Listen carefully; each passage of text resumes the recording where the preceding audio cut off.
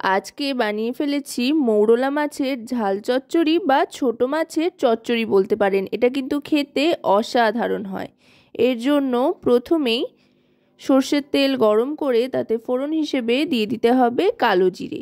অবশ্যই কিন্তু রেসিপিটা চেষ্টা করবেন সর্ষের তেলে বানানোর, তাহলে যেমন স্বাদ হবে তেমনি একটা ঝাঁঝালো ব্যাপার আসবে। তারপর লম্বা লম্বা সরু সরু করে কেটে নেওয়া আলুর টুকরো দিয়ে দিচ্ছি। এবার আলুটাকে বেশ ভালো করে ভেজে নিতে হবে। আলুটা ভাজতে ভাজতে একটু লালচে রং ধরে আসলে মিডিয়াম টু লো ফ্লেমে তারপর এর মধ্যে দিয়ে দেব পেঁয়াজ কুচি। পেঁয়াজটাও ছোট করে কেটে নিয়েছি,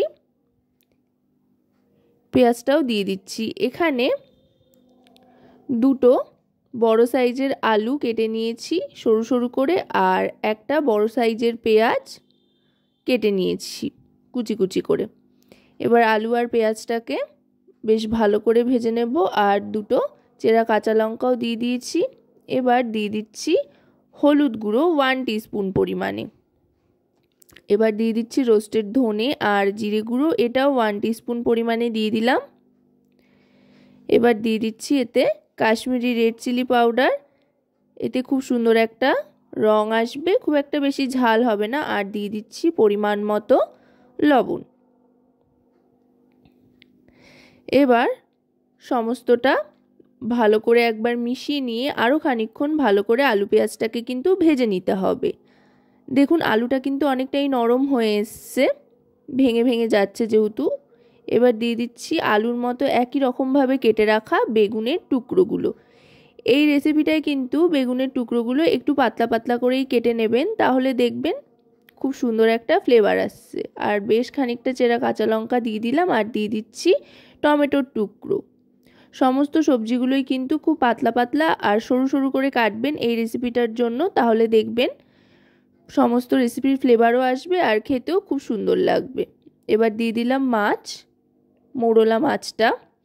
এটা কিন্তু ধুয়ে পরিষ্কার করে নিয়ে নুন মাখিয়ে রেখেছিলাম, এটা ভাজবার প্রয়োজন নেই, এমনি কাঁচা অবস্থাতে দিয়ে দিলেই চলবে। তারপর ঢাকনা চাপা দিয়ে একদম লো ফ্লেমে 2 মিনিট মতো অপেক্ষা করতে হবে। আর কোনো রকম জলের ব্যবহার কিন্তু এতে হচ্ছে না, সবজিগুলো যেহেতু একদমই ছোট ছোট পাতলা পাতলা করে কাটা, তাই এমনিতেই কিন্তু সেদ্ধ হয়ে যাবে জল ছাড়া। শুধু একটু মিডিয়াম টু লো ফ্লেমে রেখে ধীরে ধীরে রান্নাটা করতে হবে, তাহলেই কিন্তু দারুণ মজাদার এই ছোট মাছের চচ্চড়ির রেসিপি তৈরি হয়ে যাবে।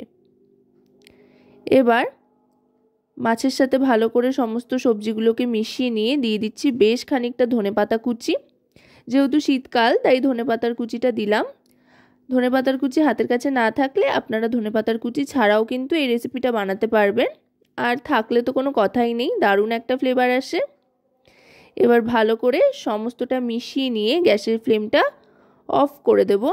অফ করে আরও একটু ভালো করে মিশিয়ে নিয়ে সার্ভ করে দিচ্ছি গরম গরম ভাতের সাথে।